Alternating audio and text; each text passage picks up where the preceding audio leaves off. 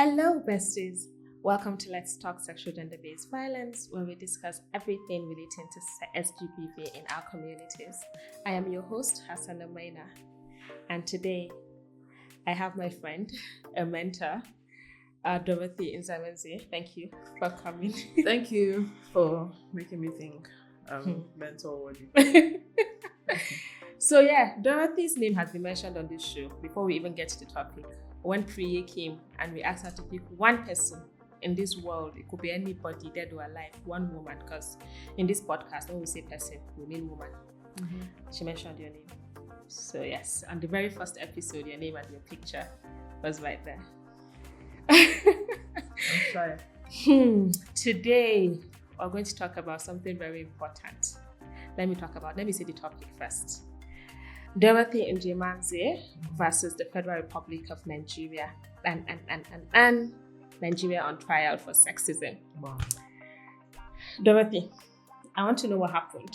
Why did you wake up one day and you decided, because hold on, when Nigeria happens to us, normal people like us, You leave it to God. I'm a lawyer, by the way. I leave it to God. In fact, I have a perfect Hausa phrase, Allah ya Isa. The moment Nigeria tries to Nigeria me, I'm always like, Allah ya Isa. But then there is you. You say, no, we die here. What was the thought? You started to not grieve for anybody before it became a thing. Exactly. So why? Simply because I'm human. That's it. I was born to... I grew up to realize that I'm human. I grew up to realize that I'm Nigerian and there's nothing I could do about it. I grew up to realize I'm female and there's nothing I can do about it. And I grew up to learn that there are things called human rights, and human rights don't go on vacation, on suspension, whatever it is. And so I don't think it's proper for anybody to make a business out of violating the human rights of any group of people, especially on grounds of their gender, which are things that they cannot control, And so Nigeria happened to us. And what was the Nigeria that happened? There was a lot of organized corruption in which there was government-sponsored gender-based violence. There was government-enabled and sponsored gender-based violence. And the grounds for doing it was labeling of women and girls as prostitutes and then violating them for, with a view to, cleanse them or, purify them or rehabilitate them. But there were ground violations that happened. People lost their lives. People were infected with diseases that they're going to live with for the rest of their lives. It was generally heartbreaking. By and large, everything that happens in society is what we have permitted to happen. Culture is dynamic, and it's dynamic because at different points in time, people decide what works for them and what does not work for them. So when a group of people come up and say that violating the rights of other people is what works for them, if we let it be, then it becomes culture, it becomes normative practice. And I saw no reason why I should let that be. Ordinarily, 1 minute of pain is hurtful. So imagine signing up for the rest of your life to be that way. Absolutely not. So, Nigeria happened to me in Nigeria, and I'm aware that in Nigeria there are legal provisions and procedures for contesting human rights violations. And Nigeria recognizes women and girls as human beings, And so we exhausted all options, We had written to the different, the entire human rights apparatus in Nigeria read from me. The government, office of the secretary to the federal government, the different ministers, Minister of Justice and the Attorney General of the Federation, National Human Rights Commission, different offices, in the Nigerian police force. So we're talking about different divisions, what's the other one? The AIG's office, the force headquarters, commissioner's office, they heard from us. Different ministries were brought in, ministries of women's affairs, amongst other things. And at the time, it hurt me to know. So I remember being in Geneva for review of CEDAW, the Convention on Elimination of all forms of discrimination against women. And the then Minister of Women's Affairs had said that in Nigeria, Nigeria is a very religious country. The two main religions are Christianity and Islam, and the both of them are against prostitution. So anybody that is said to be a prostitute cannot get the cover of justice. There, the UN, I broke down and started crying because that was the height of embarrassment. That was the height of disgrace. That was the height of crass disregard of life because people, on ground, because of a label that was slapped on people. And I mean, to think about the fact that if you're a woman existing in Nigeria, that label can be slapped on you for just being anything. Oh, you yes, could just be an of course. actress. You are a prostitute. You could disagree with a bus You're conductor. a woman that is working. You're How a did prostitute. you get the job? Exactly. Prostitute. You're a woman You say in it's prostitute. politics. Ashewo. Exactly, that's the word. So You're somebody who knows her rights. Ashewo. right. You insist on your right of way on the road. Ashewo. Yeah. The first man enter vehicle. Ashewo. You go sit down for front seat inside public transport. You be Ashewo. If you avoid to treat yourself for frontage, go ahead, let person go. They do it and nobody will see. Well, but for what it's worth, I've learned over time that freedom of expression is granted to everybody, but not the freedom to harm people. And when one person's rights, stops, another person's rights starts. People take it for granted when it comes to the rights of women. Yeah. And there are so many women, and it's like, the other woman fought for her rights that day. You want to fight for your rights. But nobody says the other man fought for his rights. Why do you want to fight for your rights? Well, like you said, Nigeria happened. I saw my friends being violated, and I remember accompanying somebody who had been strongly advised, a youth corper at the time. She had been strongly advised to ensure she didn't tell me the details of what was happening, and she needed transport money to go to the AEPB office, and I offered her the money. And I offered to drive her instead of giving her the money so that I would understand what was happening. And on getting to the AEPB gates, I remember they said, "Where did they go? Like, where they catch you?" She said, "No, I wasn't hawking. They kept us here this night." "Oh, una be the Ashewo people." I said, My friend told me that they detained her. She didn't tell me that there was any Ashewo thing. No, I said, "Okay, let's keep quiet." And we got all the way to Barrister Eze's door. And he said to her, "Oh, you finally came. But you, Seth, why did you come out of your house? Don't you know the law in Abuja?" And then I asked a question, "What is the law?" He said, "You're asking me, so you don't know there's a law in Abuja where women should not come out of their houses at night." I say, okay. They are nurses. Majority of the nurses we have are what? Women. And the hospitals work. Thank you. Do you understand? But just for context. Police women who go. Just for context, so that our viewers are not confused as to where this whole thing started. There was the Abuja raid. There was the random abductions and gross violations of women and held girls, in Abuja. Residents in Abuja. Yes, and what happened to you summed up, the agitation against the reconciliation between the Chapter 4 of the Constitution and what policemen or what people now say is our culture. Because under our fundamental human rights, everybody has a right to movement, and then everybody has a right to not be discriminated against on the grounds of gender and other forms of, discrimination. And then people were picked up, there were reports that some girls were raped with pure water. Morality policing. That was much later. Yeah. This was much later. In the initial stage, when I discovered what was happening, then I started going around and documenting stories. And then I met, one of the things that broke my heart was the woman who said at the time that she was in her 80s, right? And she said that the task force people said, nah, if they come now, say they go throw away her market, carry her market, they jump her market for her front, they press her, they press her, this thing. So they sexually violated the woman. And then there was the other woman who sold banana. And she had told us how her children, the eldest of the children was about 12 years old.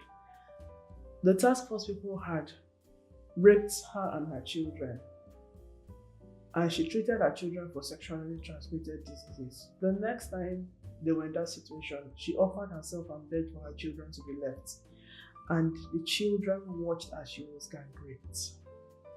So I wonder today what has become of those people.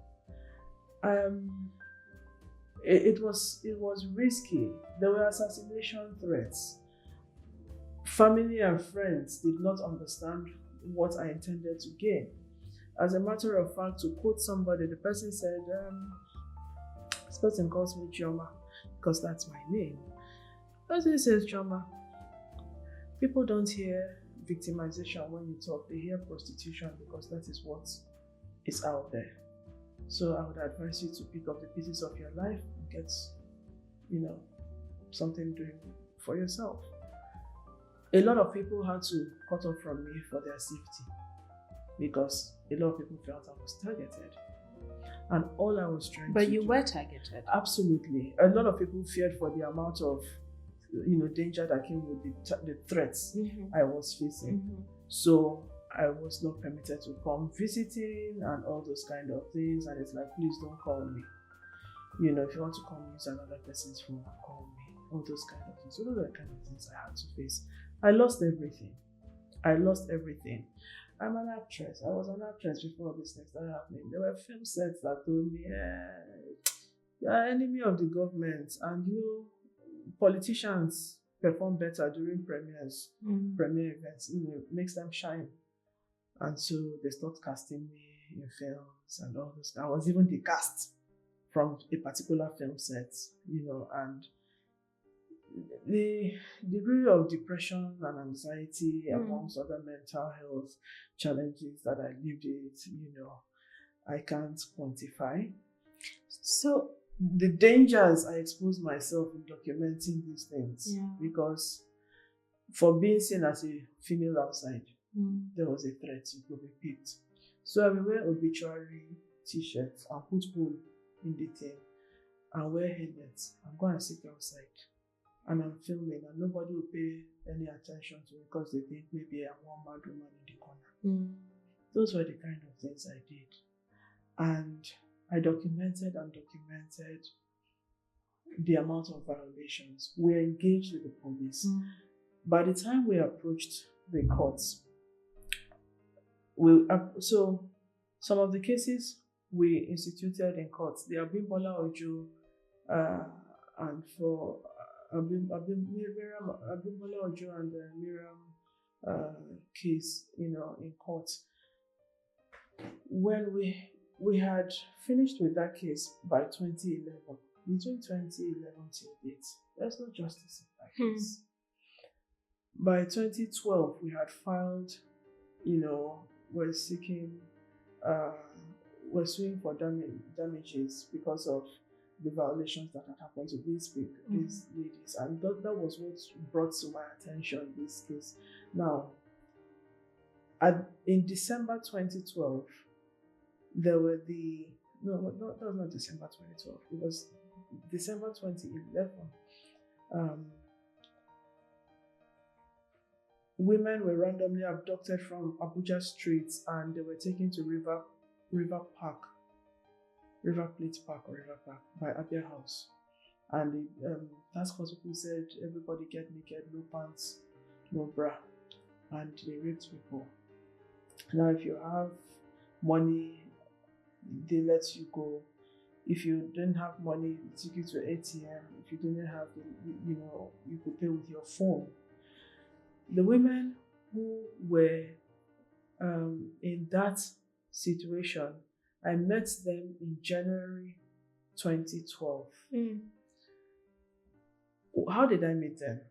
Somebody was trying to persuade one person to go to hospital after what had happened to her. And she said, if anything do me, at least since after the rape, my man has talked to me. So if I have anything and he can catch it, the chances that I still have my man are higher. That was her thinking. Because she asked me, okay, if I go check, if I see anything inside, what you go do for me? And she asked me another question. You know, here said the other people will go when they reach hospital and they tell doctor saying a task force. When task force carry them, say they rape them and all those things. Task force now come, they ask everybody, say, but you say, what you do outside? So a lot of people were violated, and the question that was asked to them was, but you say, what were you doing outside? I've asked this question countless times. What is that thing that makes a citizen of the Federal Republic of Nigeria, irrespective of gender, not to be able to go outside except insecurity? And what is the pride? Is insecurity a pride of the nation? The government should throw full weight behind the citizens to fight whatever causes insecurity. Unfortunately, during those times, Nigeria was in seeming times of peace, but the women, there was a war launched against women. Yeah. So, and that was the heat of the Boko Haram crisis and the rest of the thing. Now, when all the organized interventions were dedicated to Borno at the time, Kebbi, Borno, Zamfara, and the rest of the hotspots, nobody was dedicating that amount of energy to Abuja, where so many of us were violated in so many ways. Remember that for me, 2 times in the last quarter of 2011, I was harassed by the same APB task force. On one of the days, I was collecting signatures for a document to be used at a protest the next day, and I went to a hospitality business that was on Usuma Street at the time. And the people at the bouncers there were telling me, oh, God will bless you. This is what these people did this day. This is what these people did this day. Next thing they're going to stand up. And they were there dragging me, my dress everywhere. And, so the bouncers were struggling for me. And these people were struggling for me. And I'm a human being. How much wear and tear can my body take? After looking and thinking of all of these things that has happened, and then taking this thing, because it's a different thing if the Nigerian police force, the APP task force, does something. And then you take this to the court, to the Nigerian courts, and the Nigerian courts say you do not have room for redress. How did that make you feel? Well, did they say we don't have room for redress? No, the corruption in the system, files kept getting lost. I remember that at Old Parade Ground, when the guns were cocked at me and my brother, the people who were there said them to they get big man for Nigeria. So I think in our living, right? And there's certain questions. There's a lot of Nigeria has not held the people who were behind that racket accountable to today. Some of the people who were behind that racket occupy political office today. And I think that's the height of injustice for me. Anytime my TV is on or radio is on and I hear these names linked to those crimes against women, still in political office, amongst other things. And then the other question is, what degree of safety do I have in this Nigeria of today if I start calling for accountability again? Everything is living against us. Well, for the people who went to the Nigerian courts, they're still in court. I went to the ECOWAS court in 2012, and by not 2012. The crimes against me happened in 2012. It started happening in 2012. There was one in 2013 that I haven't gotten justice for till today. In that one, the men put their hands in my trousers, and while they were doing that, my pubic hairs, everything were dragged, right, by men. And this was in public. I had run to a mosque and they came there, and that was where they dragged me. And everybody that ran with me to that place was arrested. I'm happy that the entire members of Bring Back Our Girls turned up for me that day. They looked for us. They looked for me. No police station could find me that day. They said I was not in any police station, but I was in detention in APB office. So how many people are still looking for their sisters, their mothers, their wives, or whatever, that never found them because of detentions in APB office? Well, the crimes against me started in 2012. We went to court in 2014. By 2017, there was a landmark court judgment in the Dorothy Njemanze and 3 others versus the Federal Republic of Nigeria case, where Nigeria was found guilty of gender-based violence. I mean, first country to be found guilty of gender-based violence. What a shame, if you ask me. And I would say, because on grounds of violation of the Maputo Protocol, which Nigeria is signatory to, and Nigeria also denied us the right to fair hearing, and that was a very critical thing, you know. And then the elements of torture that were in our reports were not treated. You know, it was a big thing for me. Do I think I deserve to have gotten much more than I did get? Yes, I do think. Has the government paid your compensation? Which compensation? Wait, I'm happy that in the quest to get justice, legal precedence has been set, and it has inspired more people in different parts of Africa, you know, to take action, legal action. You know, I'm happy about that. That is something that I have gained that will outlive me. The government has not paid any compensation either to me or 5 months after our case. There was the Mary Sunday versus the Federal Republic of Nigeria case, which was I know what C was part of that. I think HRDA was also part of that. The same way they were part of our case, they supported my case as well.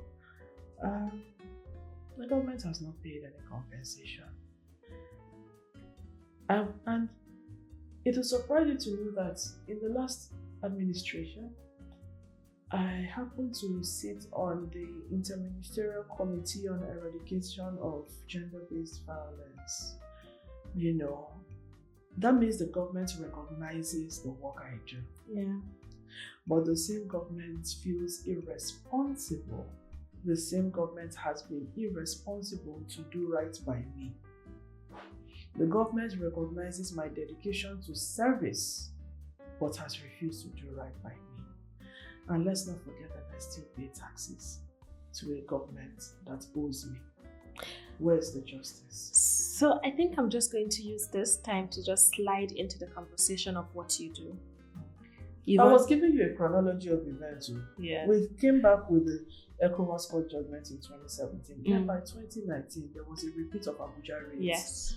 Where women had reported that in the Utako police station, pure water sachets were used to rape them. Yeah. And for amplifying what the women told us, I was declared wanted by the police. And when I went to answer the police, I think that was the first day in my life that I knew I wasn't such a nuisance after all. The quality of activists that turned up there. The former Minister of Women Affairs, Josephine Anini, was there in person. There was Abi Bayo, there was Deja Deonju, there were Aisha Yusufu. There was a lot of people, and I'm looking at them like, God, I read about these people. And they turned up, and they all came and said at the police station, we adopt whatever Dorothy, did. Whatever Dorothy said, we are saying the same thing. Arrest us too. So arrest us too. See, I respected the civic space better that day. I mean, getting the ECOWAS court judgment, the entire process was fantastic, but that was another thing. And there was reason to think constructive, and then the Abuja raids campaign now actually started. Initially, when I was in court before, it looked like a solo journey, but after this one, it was like, it happened to you, there's an existing court case, and the problem is still persisting.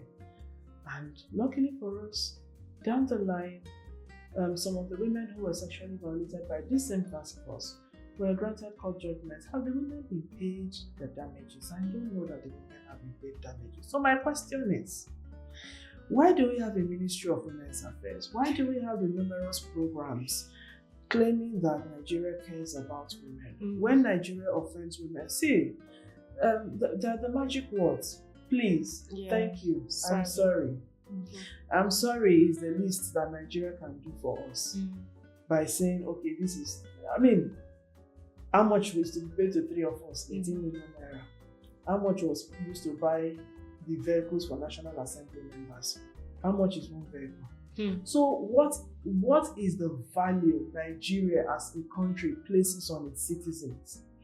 Do we matter only when it is time for our thumbprints on the ballot papers? That's the reality I see. And now I've decided to live the rest of my life amplifying survival stories and connecting survival stories to policies, laws, normative practices and what have you. So if you say that your duty is, or your project is to make an egalitarian city of Abuja, as is what people usually claim when they come targeting our breasts and our vaginas, I now tell you, no, the public heads you pulled out have no business with ensuring your egalitarian project comes to fruition. And I've learned to name my stories into detail so that you don't say, oh, he held her trouser. He didn't just hold her trouser. He uprooted pubic hairs. You should be ashamed of yourself. But the pain. Or was he not ashamed of when you held the trouser, the shout I shouted was not just, it wasn't the trouser you held. It was the thought of the violation of your fingers, uprooting my pubic hairs.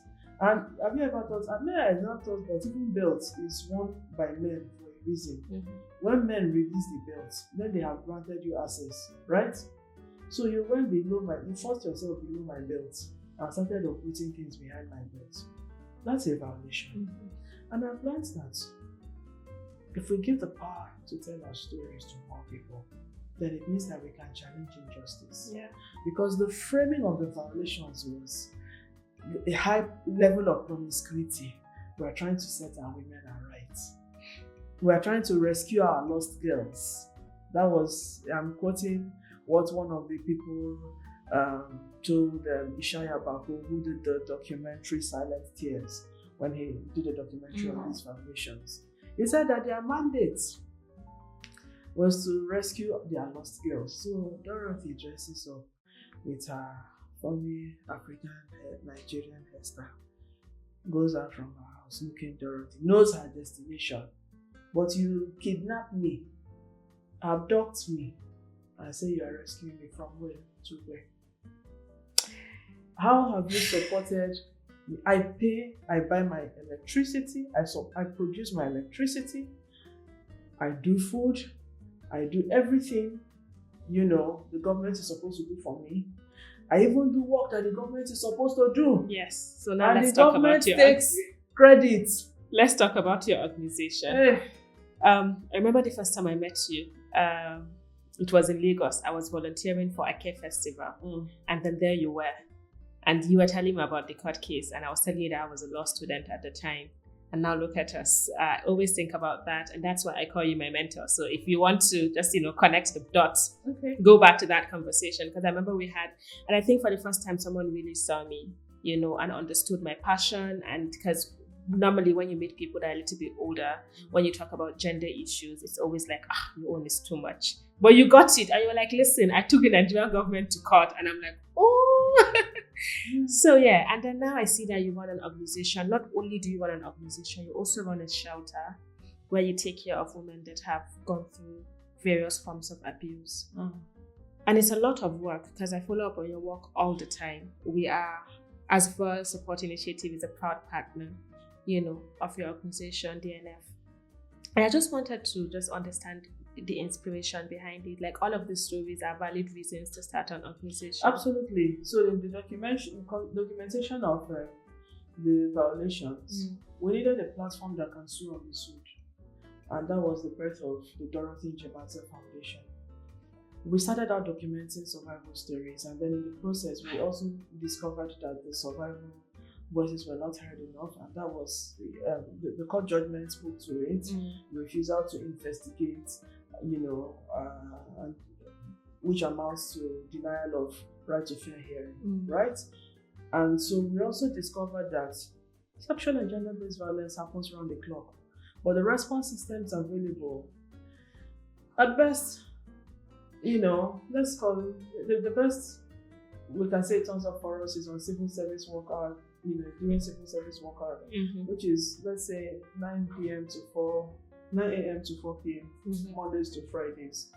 But at the end of the day, the critical question, what do survivors need? I got to a stage in my life where all I needed was somebody to recognize that I'm a human being.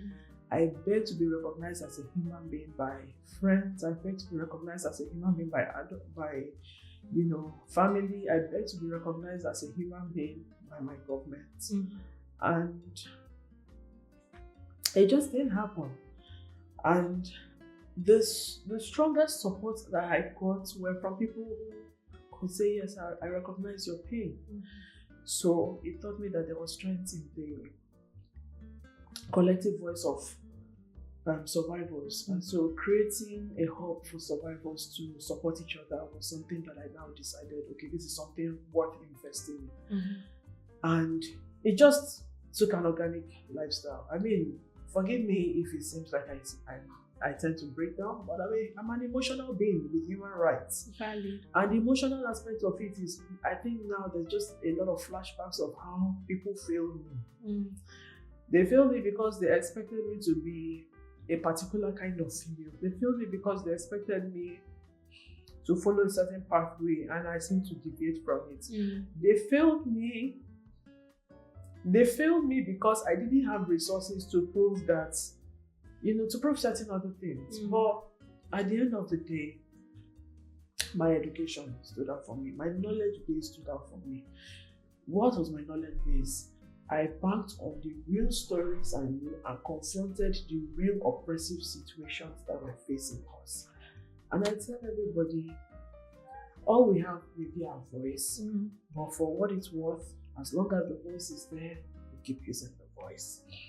The different intersections in our reality, no two stories are exactly alike. The different intersections in our reality are things that I encourage everybody to speak about, so that the law enforcement system will learn the importance of having humane systems. The legal systems will learn the importance of being humane. The executive, the legislature will learn the importance of being humane. What's the scope of gender-based violence that the legislature accepts? Is it in tandem with reality? What's the scope of gender-based violence that the National Orientation Agency preaches about? Is it in tandem with the reality? If all of these are not, then they are failing women and girls every day. And for every woman you fail every day, the boy she raises is a risk to society. It's Absolutely. A potential risk to society. They may overcompensate to try and make the boy something, a far departure from what has hurt them. And sometimes, that balance that we need is where, things come through. So, in running the Survival Support Center and the shelter, the DNM Survival Support Center and the shelter, I've been fantastic human beings. And the core of it has been survivors. So, it's a survival-run organization. We have been audacious to do certain things. I mean, otherwise, in this economy, tell me how it is possible that one person feeds 30 people a day. Do the math. Let's assume a plate of food is now 1,500 naira a day.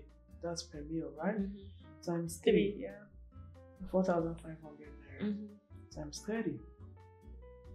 How many people is how much is that a day? So what is the Ministry of Agri doing with all the food stuff? What is the Ministry of Humanitarian doing? Is it only in seeming times of conflict where the media is alerted of the conflict situation that the ministry tries to look busy? What is the support structure available to people going through conflict situation in seeming times of peace. Nigeria has a major failure in that space. Yes, yeah. What's this thing? Restraining orders are still a dream in Nigeria. But during COVID, we were seeing people set up mobile courts to because other people were not wearing face masks. Yeah. Okay, we're not saying set up mobile courts for gender-based violence on the road because there's a lot of sensitive information and the road is not the most appropriate place. There's technology that exists. Yeah. I don't know the judge in Nigeria that does not have at least a mobile phone. So there's basic technology that can be adopted to address major issues like, ensuring availability of protection order when people need it because lives are lost by the minute. Dorothy, if we keep on talking, we'll continue talking forever. No, But one thing happened to me. One thing that I know for certain that I've picked from this conversation is that we need to keep on using our voices, even when tears are streaming down our faces, even when we're breaking down, even when it seems like no one is listening. Absolutely. Thank you so much. As it's our tradition, before ending the podcast, we always want you to just mention one person, just reflect on the life of one woman, dead or alive, that has inspired you, that keeps you going. It just has to. I learned to label my emotions after sexual violation as a child because I couldn't open up on my abuse, fearing what names I'll be called by watching the primary show.